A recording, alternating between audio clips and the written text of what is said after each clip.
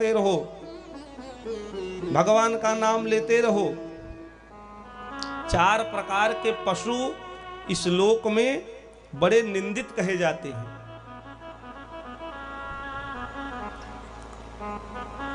उसमें एक नाम कुत्ते का है, दूसरा सुअर का है, तीसरा ऊंट का है और चौथा गधे का है।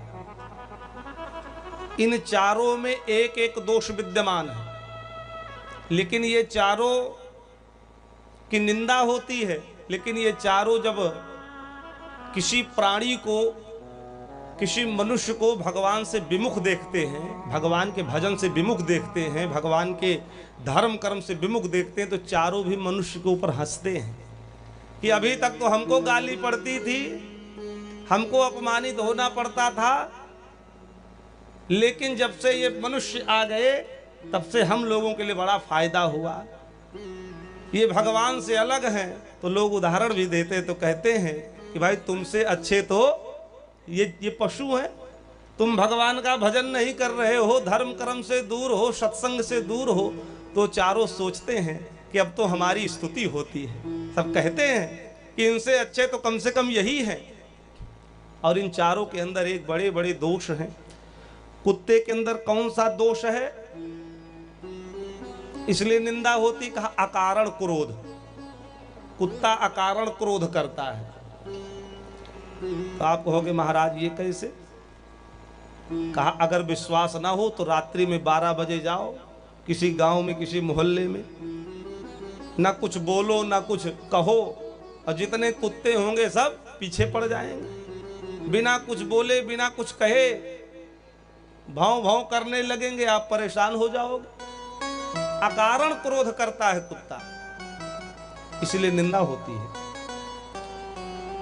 दूसरा, सुअर के पास भी एक दोष है, गंदा खाता है, हर जगह मुंह मारता रहता है, नाली में मुंह मारता रहता है, इसलिए सुअर की भी निंदा होती है। ऊंट की निंदा होती है। क्यों? क्योंकि ऊंट के अंदर अहंकार विद्यमान है कि हमसे बड़ा कोई नहीं है। एक कहावत ना, अब आया ऊंट पहाड़ के नीचे। जब पहाड़ के नीचे आया तब पता चला कि हमसे भी ऊपर कोई है। तो कहा उस ऊंट की भी निंदा होती है क्योंकि अहंकारी है। और चौथा, गधे की निंदा होती है। गधा बड़ा कामी होता है, गधी लात मारती रहती है लेकिन फिर भी पीछा नहीं छोड़ता, पीछे पीछे ही चलता है। तो कहा इन चारों के अंदर एक एक दोष विद्यमान है, लेकिन ये चारों भी किसी प्राणी को भगवान से विमुख देखते हैं तो हंसते हैं कि हम सबके अंदर तो एक एक दोष है, लेकिन इस मनुष्य के अंदर तो चारों का दोष लेके बैठा है, चारों की कमी लेकर के बैठा है, तो इनसे अच्छा तो हम हैं।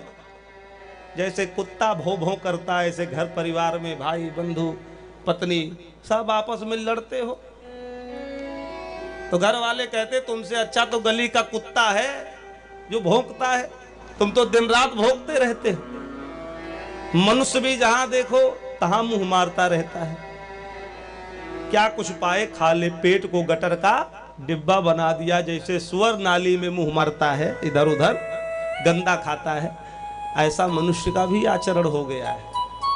वो भी बिना विचारे, बिना कुछ सोचे, बिना विचार विमर्श किए जो पाता है सो इस पेट को गटर का डिब्बा मान करके डालता रहता है। तो सुअर भी देख के हंसता है, तुमसे अच्छे तो हम हैं।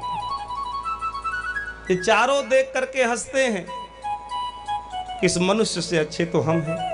शौनक जी कहते हैं स्वाविड़बरा होष्ट्रा खरहिस्तुतः पुरुषः पशुः नायत कर्ण पयोयुतो जातु नाम गदाग्रजः।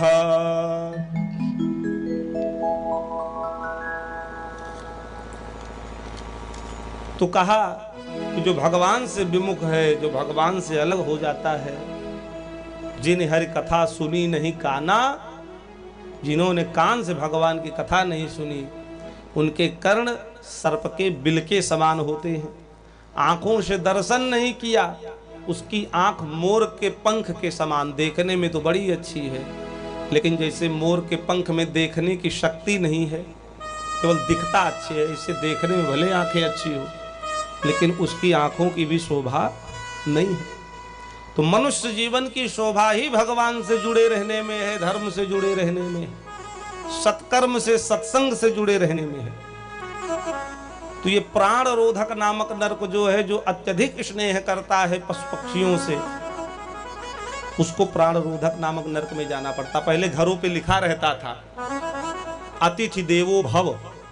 पुराने समय में गाड़ी के पीछे भी लिखा हुआ दिखाई देता था कि अतिथि देवता होता है। कोई अतिथि मेहमान आ जाए बिना तिथि के तो वो देवता है। यथा योग्य भगवान ने जितना आपको शक्ति सामर्थ्य दिया, हो सके तो अतिथि को भोजन कराओ। अगर भोजन नहीं करा सकते तो जलपान कराओ। अगर जलपान भी नहीं करा सकते तो 2 मीठे वचन ही बोल दो, लेकिन किसी को दुत्कार करके अपने द्वार से मत भगाओ। क्यों न जाने कौन कब किस रूप में हमारे द्वार पर आ जाए, किसी को कुछ नहीं पता। ना जाने किस रूप में आकर नारायण मिल जाएगा और निर्मल मन के मंदिर में वह राम के दर्शन पाएगा। कौन किस रूप में हमारे दरवाजे पे आ जाए ना हमको पता है, ना आपको पता है। तो पहले घरों पे लिखा रहता था अतिथि देवो भव। धीरे धीरे संस्कृति बिगड़ी, लिखा जाने लगा पधारिये। धीरे धीरे हमारी संस्कृति और बिगड़ी, लिखा जाने लगा वेलकम। धीरे धीरे और संस्कृति बिगड़ी, लिखा जाने लगा शुभ लाभ। और आज तो ऐसी स्थिति आ गई, अब घर के मुख्य द्वार पर ही लिखा रहता है कुत्तों से सावधान, वो भी बहुवचन में। बड़े बड़े एक्टर्स, बड़ी बड़ी हीरोइनें जब कुत्ते को गोद में ले करके उसका चुंबन करती हैं तो आज का नौजवान यही सोचता है प्रभु अगले जन्म में कुत्ता ही बनाना। तो ऐसी स्थिति आ गई, जो गाय से भी ज्यादा पूजित हो गया। गाय पीछे हो गई और कुत्ता आगे हो गया। जहां कुत्ते से अत्यधिक स्नेह होता है वहां से देवता भाग जाते हैं। भागने का मतलब देवता घर छोड़ के चले जाते हैं, भगवान स्थान छोड़ के चले जाते हैं, फिर कुत्ता ही साथ में रहता है। हम किसी कुत्ते की निंदा नहीं कर रहे, नहीं सारे कुत्ते मीटिंग करके हमको घेरा बना करके घेर ले कि महाराज ये मंच से हमारी बुराई कर रहे थे आप, हमने क्या बिगाड़ा है आपका। भैया हमारा कुछ नहीं बिगाड़े हो, हम आपकी निंदा नहीं कर रहे हैं। हम बात बता रहे हैं कि अगर कुत्ते से अत्यधिक स्नेह कर लोगे तो कुत्ता ही साथ में रहेगा, ना भगवान साथ में रहेंगे, ना कोई देवी देवता साथ में रहेगा। तो निर्णय आपको करना, ना हमको खिलाना है ना हमको पालना है। हम तो जो सत्य है वही बता रहे हैं आप, बाकी आपकी मर्जी। तो प्रेम करो सबसे, पालना है तो पालो। घर में भोजन बने तो माताओं का कर्तव्य है अंतिम रोटी कुत्ते के लिए ही निकलनी चाहिए।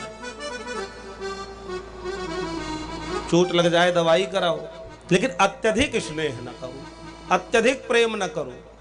अत्यधिक प्रेम करना है, स्नेह करना है तो परमात्मा से, नहीं तो प्राण रोधक नामक नरक में जाने के लिए तैयार हो जाओ। एक नरक है वैसे